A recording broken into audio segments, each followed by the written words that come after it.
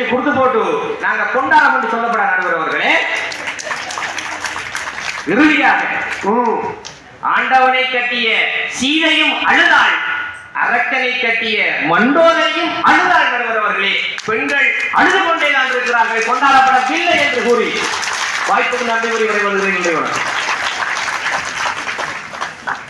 நம்ம நண்பர் பாலமீன் மடு இரா கலைவேந்தன் ரொம்ப பாதிக்கப்பட்டிருக்காருன்னு தெரியும்.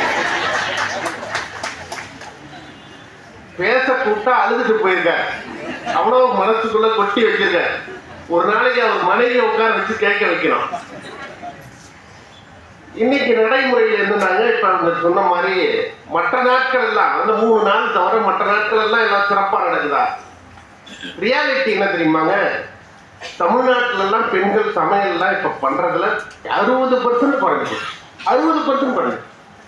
எல்லாரும் ஒரு ஆப் வச்சிருக்காங்க. இப்ப எங்க வீட்டுல அம்மா கேட்பாங்க, ஹலோ உங்களுக்கு சப்பாத்தி வேணுமா தோசை வேணுமா?